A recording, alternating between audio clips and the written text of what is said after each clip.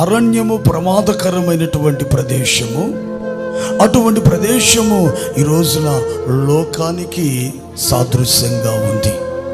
బాగా గమనించాలి. నిజమైనటువంటి ఒక క్రైస్తవునికి, ఏంటది?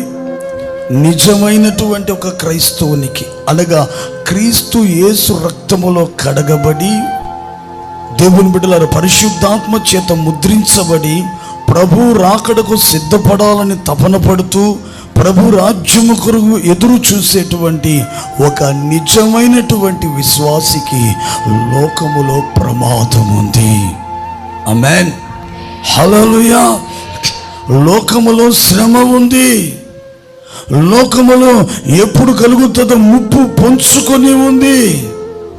అయితే ఏంటి ఆ ప్రమాదము? లోకములో నేత్రాశ, శరీరాశ, జీవపు డంబం ఉంది. లోకములో ద్వేషాలు ఉన్నాయి. లోకములో మత్సరం ఉంది. లోకములో క్రోధం ఉంది. లోకములో అన్యాయం ఉంది. లోకములో అక్రమం ఉంది. వీటన్నిటికీ నాయకుడైన లోకనాథుడైన సాతాను కూడా లోకములో ఉన్నాడు. నిజమైన విశ్వాసికి దేవుని బిడ్డ ఈ లోకములో ఖచ్చితంగా ప్రమాదం ఉంది. ఏంది? అయితే ప్రమాదకరమైనటువంటి లోకములో దేవుని బిడ్డలారా మన విశ్వాసపు జీవితము కొనసాగించబడాలి. గురి వద్దకు చేరుకోవాలా, గమ్యానికి వెళ్ళాలా మనము.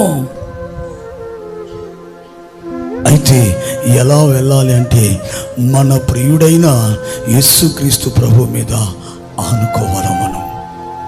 ఆయనను మనం ఆధారం చేసుకుంటే, దేవుని బిడ్డలారా ఆయన ఆధారం చేసుకుంటే ఈ అరణ్య యాత్ర, ఈ అరణ్యమని లోకములను కొనసాగిస్తున్న నీ విశ్వాసపు జీవిత యాత్ర ఆహ్లాదకరంగా మారుతుంది.